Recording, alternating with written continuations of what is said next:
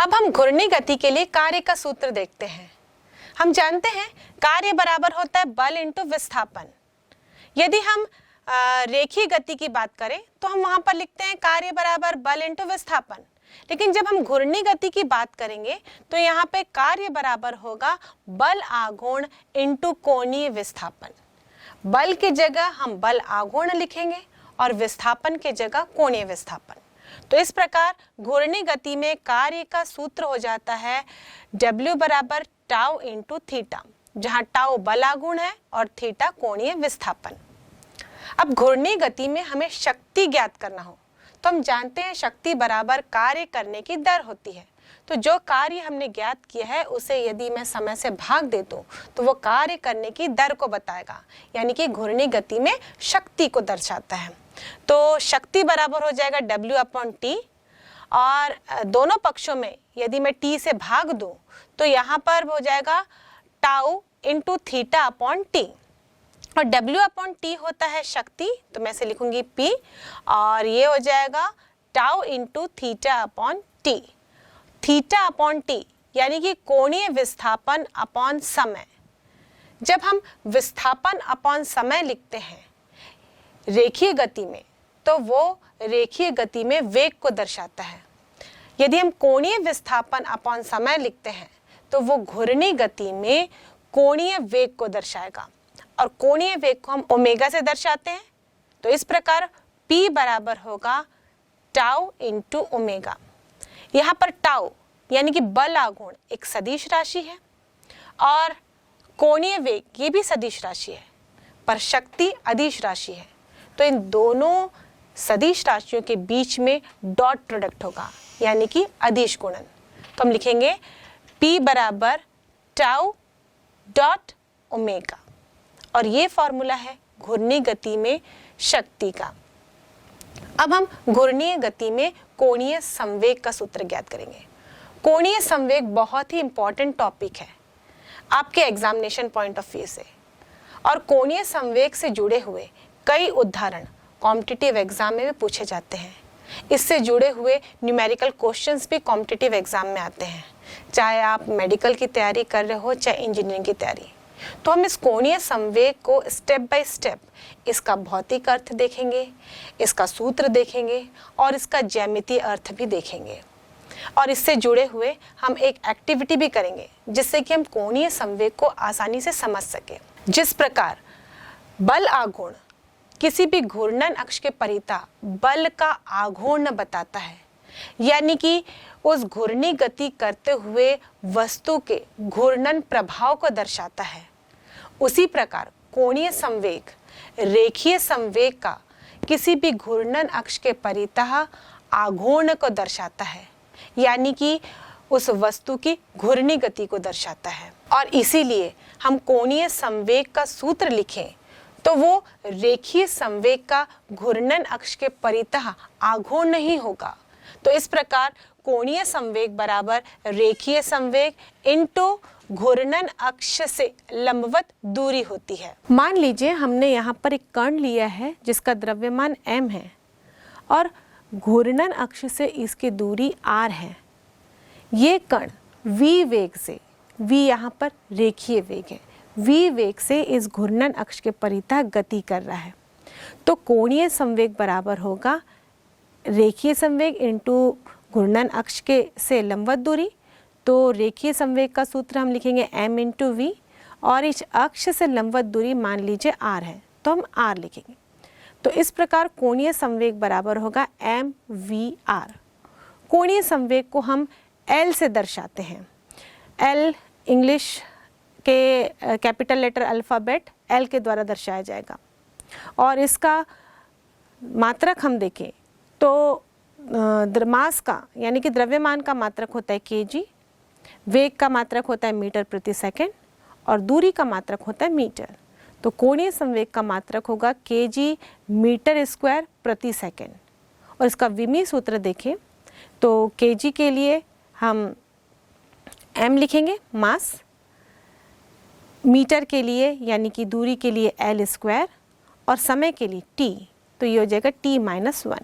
तो इस प्रकार कोणीय संवेग का विमीय सूत्र ml²t-1 होता है। अब इस कोणीय संवेग को सदिश रूप में किस प्रकार लिखा जाएगा? बच्चों, मैंने बोला ये कोणीय संवेग बहुत ही इंपॉर्टेंट टॉपिक है, तो हमने अभी इसका सूत्र अदिश रूप में देखा। अब ये सदिश रूप में किस प्रकार लिखा जाएगा ये देखते हैं। इसके लिए हम एक कोऑर्डिनेट फ्रेम ले रहे हैं एक्स वाई जेड। मान लीजिए इस कोऑर्डिनेट फ्रेम में एक्स वाई तल में एक कण है जो P बिंदु पर है, जिसका स्थिति सदिश इस फ्रेम के ओरिजिन से r के रूप में दिया जा रहा है। इस कण का द्रव्यमान m है। मान लीजिए ये कण v वेग से गति कर रहा है। इसका रेखीय संवेग p से दर्शाया जाएगा और इस चित्र के अनुसार ये कण xy तल में है और ये रेखीय संवेग भी आप देखेंगे ये xy तल पर ही है। ये जो स्थिति सदिश है वो भी xy तल पर ही है और ये चित्र अनुसार r और p के बीच का कोण फाई है। एक्चुअली कोणीय संवेग रेखीय संवेग का आघूर्ण ही है, घूर्णन अक्ष के परितः। तो इसका सूत्र हम लिखें तो L बराबर हो जाएगा रेखीय संवेग इंटू घूर्णन अक्ष से लंबवत दूरी। तो हम लिखेंगे L equal to P into ON। इस चित्र में हम देखें तो ON ये इस रेखीय संवेग और घूर्णन अक्ष से लंबवत दूरी है। ये P कण इस XY तल में घूर्णी गति कर रहा है। तो यहाँ से हम देखें तो L बराबर हो जाएगा P इंटू ON। अब इस ON का मान हमको ज्ञात करना है। इस समकोण त्रिभुज में देखें ONP में, तो साइन फाई बराबर होगा लंब बटे कर्ण। लंब है ON, कर्ण है OP, तो साइन फाई बराबर होगा ON अपॉन OP। अब यहाँ से हम देखें O से लेकर P तक की दूरी R सदिश के द्वारा दर्शाई जा रही है, तो हम यहाँ लिख सकते हैं L बराबर P into R sine phi. इस सूत्र में P रेखीय संवेग है यानी कि एक सदिश राशि है, R स्थिति सदिश है वो भी एक सदिश राशि है और इन दोनों सदिश के साथ यहाँ पर साइन फाई लिखा गया है। तो इन दोनों सदिशों के बीच में क्रॉस प्रोडक्ट आएगा। तो हम L को सदिश रूप में लिखें तो L सदिश बराबर होगा R सदिश क्रॉस P सदिश। इन दोनों सदिशों के बीच में सदिश गुणन आएगा यानी कि क्रॉस प्रोडक्ट, और यही सदिश रूप है कोणीय संवेग का। इसको हम लोग और ब्रॉडली किस प्रकार लिख सकते हैं? हम जानते हैं रेखीय संवेग बराबर होता है m इंटू वी। ये गुणनफल होता है द्रव्यमान इंटू वेग का, तो हम mv लिख दिए और इस प्रकार L बराबर हो जाएगा R क्रॉस mv। m द्रव्यमान है, एक अदिश राशि है, इसको अलग कर देते हैं। तो यह क्रॉस प्रोडक्ट किस किस के बीच में होगा? दो सदिश के बीच में होगा यानी कि R और V के बीच में। तो हम लिखेंगे m into R cross V। तो ये जो कोणीय संवेग है इसकी दिशा इस R और V के तल के लंबवत होगी, और इसकी दिशा बताने के लिए हम अपने राइट हैंड के रूल का इस्तेमाल करेंगे। राइट हैंड के रूल के अनुसार आप अपनी उंगलियों को R से लेकर P तक कर्ल करें, तो जो अंगूठे की दिशा होगी वही कोणीय संवेग की दिशा होगी। अब हम कोणीय संवेग को उसके घटकों के रूप में लिखते हैं। मान लीजिए L बराबर LXI plus LYJ plus LZ की है, जहाँ पे LX उसके X घटक का मान है, LY Y घटक का मान है और LZ उसके Z घटक का मान है। इसी प्रकार हम स्थिति सदिश R को भी उसके घटकों के रूप में लिख सकते हैं। तो R बराबर हो जाएगा XI plus YJ plus Z के। अब रेखीय संवेग, इसको भी हम घटकों के रूप में लिखते हैं। तो P बराबर होगा PXI plus PYJ plus PZ के। हम जानते हैं बच्चों किसी भी सदिश को उसके घटकों के रूप में लिखा जा सकता है, और जब एक बार हमने सूत्र ज्ञात कर लिया है फिर मैं आपको उसके घटकों के रूप में भी बता रही हूँ।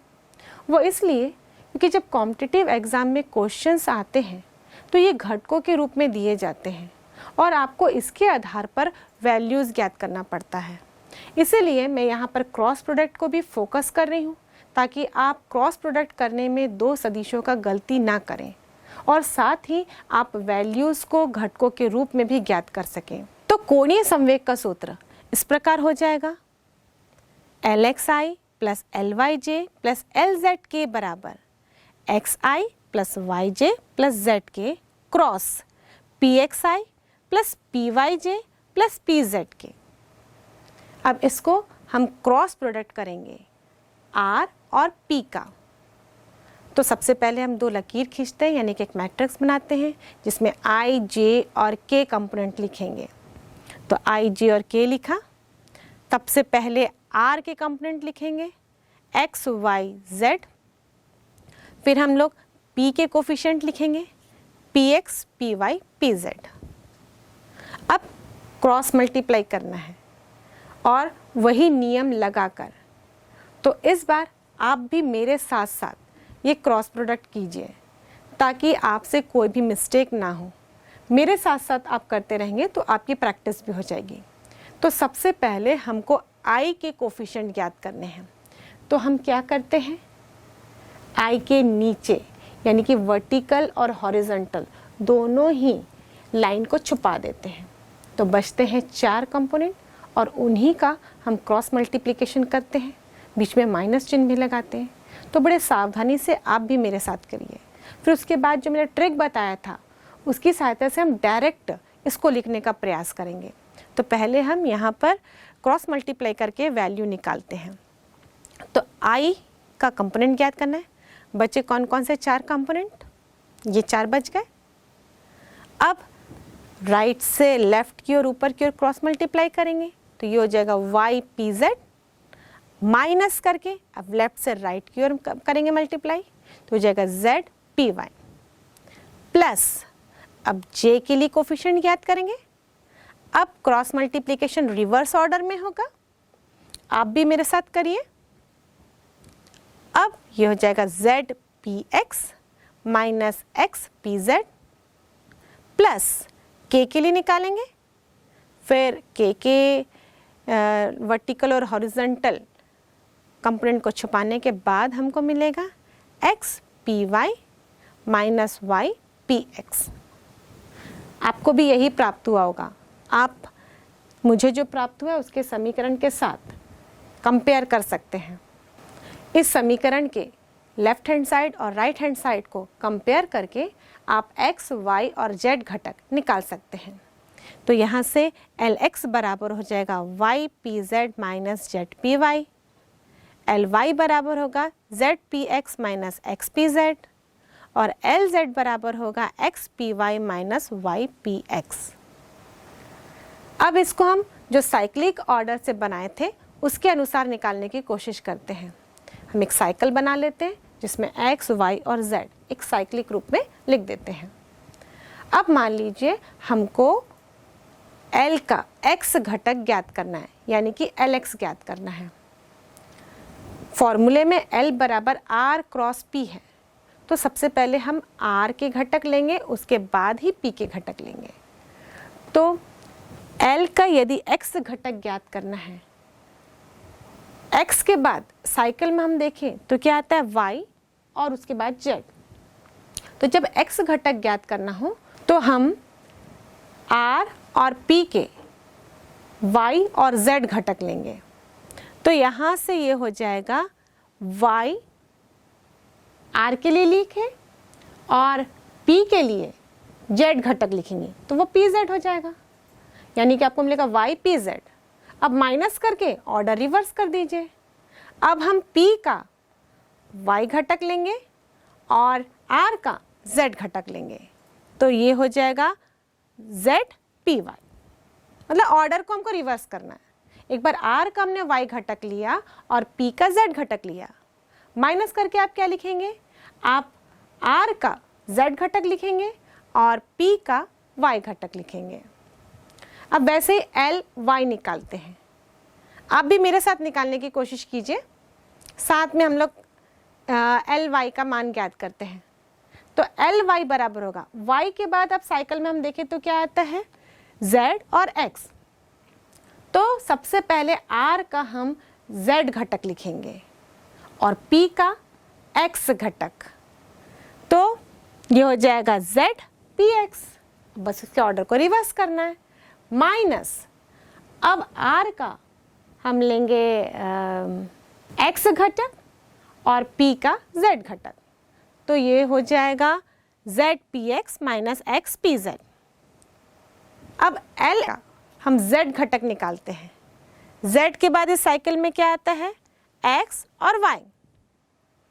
तो r का x घटक लेंगे, p का y घटक लेंगे, फिर रिवर्स कर देंगे, तो हो जाएगा x py minus y px। इस प्रकार हम कोणीय संवेग के x, y और z के अनुदिश तीनों घटकों को ज्ञात कर सकते हैं। अब हम कोणीय संवेग का ज्यामितीय अर्थ देखते हैं। मान लीजिए हमने एक कण लिया है जिसका द्रव्यमान m है और यह कण इस xy तल में P बिंदु पर स्थित है और यह कण इस xy तल में z अक्ष के परितः घूर्णी गति कर सकता है, मतलब इसका घूर्णन अक्ष z अक्षी है। इस P बिंदु पर इस कण का स्थिति सदिश हम r सदिश से दर्शा रहे हैं और मान लीजिए अल्प समय यानी डेल्टा t के बाद ये कण P से Q बिंदु पर पहुंच जाता है, यानी कि इसमें विस्थापन डेल्टा r का हो रहा है। अल्प समय पर हमने अल्प विस्थापन लिया है और इस समय यानी कि Q बिंदु का स्थिति सदिश हम दर्शाते हैं r प्लस डेल्टा r से। अब ये कण P से Q बिंदु तक पहुंचा और ये इस प्रकार इस तल पे आगे बढ़ते हुए ये z अक्ष के परितः घूर्णी गति कर रहा है। जब ये P से Q बिंदु तक पहुंचा तो हम देख सकते हैं कि इसका जो सदिश है उसने एक क्षेत्रफल कवर किया है। ये जो क्षेत्रफल है इसे हम डेल्टा a से दर्शाते हैं और इस क्षेत्रफल को हम ज्ञात करें तो ये त्रिभुज OPQ का क्षेत्रफल होगा। अब इस त्रिभुज OPQ का क्षेत्रफल इस चतुर्भुज OPQR का आधा होगा, क्योंकि हम जानते हैं एक चतुर्भुज को दो त्रिभुजों के रूप में बांटा जा सकता है और ये दोनों त्रिभुज एक दूसरे के बराबर ही होंगे, मतलब इनका क्षेत्रफल बराबर ही होगा क्योंकि ये इसे बीचों बीच बांट रहा है। इसलिए त्रिभुज OPQ का क्षेत्रफल यदि हम निकालें तो इस चतुर्भुज के क्षेत्रफल को आधा करेंगे। तो इस प्रकार हम लिख सकते हैं हाफ इंटू चतुर्भुज PQRO का क्षेत्रफल। ये चतुर्भुज PQRO का क्षेत्रफल निकालना हमारे लिए आसान है क्योंकि चतुर्भुज का क्षेत्रफल लंबाई इंटू चौड़ाई होती है। यहाँ पर हम देख रहे हैं कि चतुर्भुज की लंबाई r सदिश से दर्शाई जा रही है और इसकी चौड़ाई डेल्टा r से दर्शाई जा रही है। तो हम लिखेंगे half r into delta r। अब इस समीकरण के दोनों पक्षों को मैं अल्प समय डेल्टा t से भाग दे दूं तो लेफ्ट हैंड साइड में बनेगा delta a upon delta t बराबर half r into delta r upon delta t। यहाँ पे r और डेल्टा r दो सदिश हैं और इनके बीच में क्रॉस प्रोडक्ट हमने इस्तेमाल किया है, दोनों को गुणा किया है। इसीलिए ये जो आंसर होगा, ये जो राशि इसमें प्राप्त होगी दो सदिशों के गुणनफल के बाद, वो एक सदिश राशि होगी जिसमें कि दिशा होगी। फिलहाल हम यहाँ पर इसका क्षेत्रफल ज्ञात कर रहे हैं तो हम दिशा को हटाते हुए सिर्फ इसके मान पर फोकस करेंगे और इसलिए मैंने यहाँ पर मॉड ले लिया है ताकि हम केवल इसके परिमाण पर फोकस कर सकें। तो इस प्रकार delta a upon delta t बराबर हो जाएगा 1/2 r cross delta r upon delta t और स्थिति सदिश का समय के साथ साथ परिवर्तन वेग को दर्शाता है। इसलिए delta r upon delta t के जगह मैं v लिख सकती हूँ जहाँ v इस कण का रेखीय वेग होगा। तो delta a upon delta t बराबर हाफ r क्रॉस v होगा। हम जानते हैं रेखीय संवेग P बराबर होता है m इंटू v, यानी कि द्रव्यमान और वेग का गुणनफल। तो यहाँ से v बराबर लिख सकते हैं p अपॉन m। तो इस प्रकार delta a upon delta t बराबर होगा 1/2 r cross p upon m। यहाँ पर m अदिश राशि है, इसको मॉड से बाहर ले जाती हूँ, तो ये हो जाएगा delta a upon delta p equal to 1/2m r cross p। यहाँ r स्थिति सदिश है और p रेखीय संवेग, ये दोनों भी सदिश राशि है, इनके बीच में क्रॉस प्रोडक्ट है और हमको यहाँ पर केवल मान पर फोकस करना है, इसलिए मैंने यहाँ पर मॉड लिखा है। और यह राशि r क्रॉस p ये घूर्णन अक्ष के परिता रेखीय संवेग के आघूर्ण को दर्शाता है, यानी कि कोणीय आघूर्ण को दर्शाता है। इसलिए मैं delta a upon delta t बराबर लिखूंगी 1/2m इंटू l, जहाँ l कोणीय संवेग है। और इस समीकरण से हम l बराबर लिख सकते हैं 2m into delta a upon delta t। अब ये delta a upon delta t क्या है? हमने देखा कि r स्थिति सदिश के द्वारा अल्प समय डेल्टा t में जो क्षेत्रफल कवर किया गया उसी को हमने डेल्टा a लिखा था। तो ये अल्प समय में जो क्षेत्रफल कवर किया जाता है उसे हम क्षेत्रीय वेग के नाम से जानते हैं। तो इस प्रकार कोणीय संवेग बराबर 2 इंटू द्रव्यमान इंटू क्षेत्रीय वेग होता है। और यही कोणीय संवेग का ज्यामितीय अर्थ है। रेखीय संवेग किसी वस्तु के द्रव्यमान और उसके रेखीय वेग का गुणनफल होता है, जबकि कोणीय संवेग उस वस्तु के द्रव्यमान उसके क्षेत्रीय वेग के गुणनफल के दुगने के बराबर होता है। अब आइए हम कोणीय संवेग और बल आघूर्ण में संबंध स्थापित करते हैं। L बराबर होता है R क्रॉस P। यदि इस सूत्र का मैं दोनों पक्षों में समय के सापेक्ष अवकलन करूं, यानी कि d upon dt of L equal to d upon dt of R cross P होगा। यहाँ जो अवकलन है R क्रॉस P का, ये अवकलन के नियमों के आधार पर ही किया जाएगा। यहाँ पर इन दोनों सदिशों के बीच में क्रॉस प्रोडक्ट है, तो हम क्रॉस का इस्तेमाल करेंगे क्योंकि ये सदिश राशि है और डॉट और क्रॉस में फर्क होता है। डॉट मतलब अदिश गुणन और क्रॉस मतलब सदिश गुणन। तो सूत्र तो हम अवकलन का ही लगाएंगे, लेकिन सदिशों के बीच में यहाँ पर क्रॉस प्रोडक्ट ही लगेगा। तो लेफ्ट हैंड साइड में मिलेगा dl अपॉन dt और यहाँ सूत्र लगाने पर पहले हम लोग फर्स्ट फंक्शन का यानी कि पहली राशि का अवकलन करेंगे, तो होगा dr upon dt cross p plus dp upon dt cross r।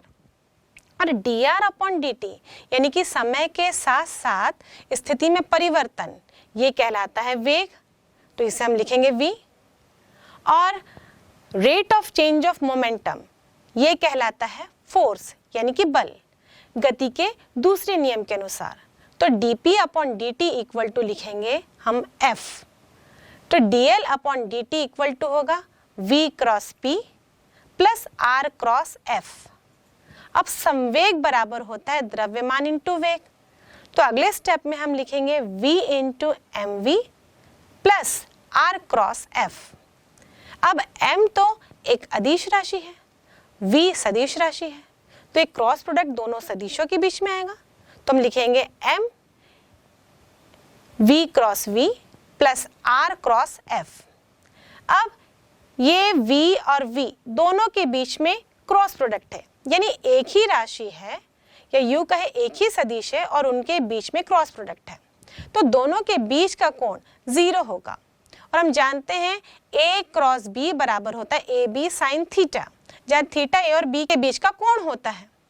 तो अगर दोनों ही एक ही राशि हो तो हम वहां पर लिखेंगे साइन 0 और साइन 0 का मान होता है 0, तो v क्रॉस v बराबर भी हो जाएगा 0। तो dl अपॉन dt बराबर होगा m into 0 plus r cross f। तो dl अपॉन dt बराबर होगा r क्रॉस f और r क्रॉस f बराबर होता है टाउ, तो dl अपॉन dt बराबर हो जाएगा टाउ। यानी कि बल आघूर्ण रेखीय संवेग में परिवर्तन की दर को दर्शाता है। इस सूत्र को हम देखें तो इस सूत्र का बेसिक कॉन्सेप्ट वही है जो हम रेखीय गति के लिए इस्तेमाल करते हैं। गति के दूसरे नियम के अनुसार जब किसी वस्तु पर बल आरोपित किया जाता है तो वो उसके संवेग में परिवर्तन कर देती है, और यूं कहें कि संवेग परिवर्तन की दर आरोपित बल के समानुपाती होती है, और वहां पर हम लिखते हैं F बराबर dp अपॉन dt, जहां F बल है और P रेखीय संवेग। यहाँ पर हम बल के जगह बल आघूर्ण लिख रहे हैं, यानी कि टाउ से उसको रिप्लेस कर रहे हैं, क्योंकि यह घूर्णी गति है तो हम रेखीय संवेग को कोणीय संवेग से रिप्लेस कर देंगे। इसलिए फॉर्मूला होता है टाउ बराबर dl अपॉन dt। तो इस प्रकार जब हम घूर्णी गति के लिए कोई भी सूत्र ज्ञात कर रहे हैं तो बेसिक कॉन्सेप्ट वही होगा जो हमने रेखीय गति के लिए इस्तेमाल किया था, बस यहाँ पर चिन्ह चेंज होते जाएंगे। जहां आप रेखीय शब्द का इस्तेमाल करते हुए सूत्रों को लिखते हैं, वहां हम कोणीय शब्दों का इस्तेमाल करते हुए सूत्रों को दोबारा लिखेंगे, पर बेसिक कॉन्सेप्ट वही रहेगा। अब बच्चों, हम किसी वस्तु में संतुलन की स्थिति देखते हैं। बच्चों, गति के पहले नियम के अनुसार जो वस्तु जिस अवस्था में है वो उसी अवस्था में रहती है। जैसे कि विराम में है तो विराम में रहेगी, गतिशील है तो उसी दिशा में ही गतिशील रहेगी जब तक उस पर कोई बाह्य बल ना लगाया जाए। यानी कि यदि बल नहीं होगा तो वस्तु की अवस्था में कोई परिवर्तन नहीं होगा, यानी कि वस्तु उसी अवस्था में ही रहेगी। या फिर किसी वस्तु पर बहुत सारे बल कार्य कर रहे हों और वो इस प्रकार कर रहे हों कि उनका जो नेट बल है वो शून्य हो जाए, तो उस अवस्था में भी वस्तु की स्थिति में कोई परिवर्तन नहीं होगा, यानी वस्तु जिस अवस्था में है उसी अवस्था में ही रहेगी। इसको यदि हम सूत्र अनुसार देखें तो हम जानते हैं गति के दूसरे नियम से F बराबर होता है dp अपॉन dt, यानी जो बल लगाया जाता है वस्तु में वो उस वस्तु के संवेग में परिवर्तन कर देता है।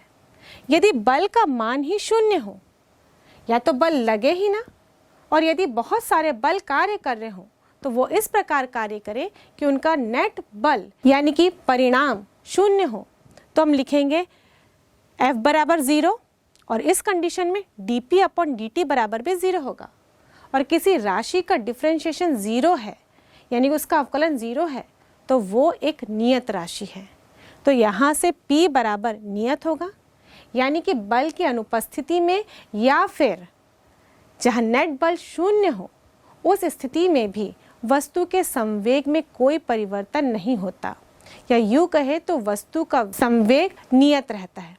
और संवेग नियत है यानी कि उसका वेग भी नियत है, तो वस्तु यदि विराम में होगी तो विराम ही रहेगी, और गतिशील होगी तो उसी वेग से उसी दिशा में ही गतिशील रहेगी। यदि इसको हम घूर्णी गति के लिए देखें तो घूर्णी गति के लिए हम लिखेंगे टाउ बराबर dl अपॉन dt, यानी कि बल आघूर्ण कोणीय संवेग में परिवर्तन की दर के बराबर होता है।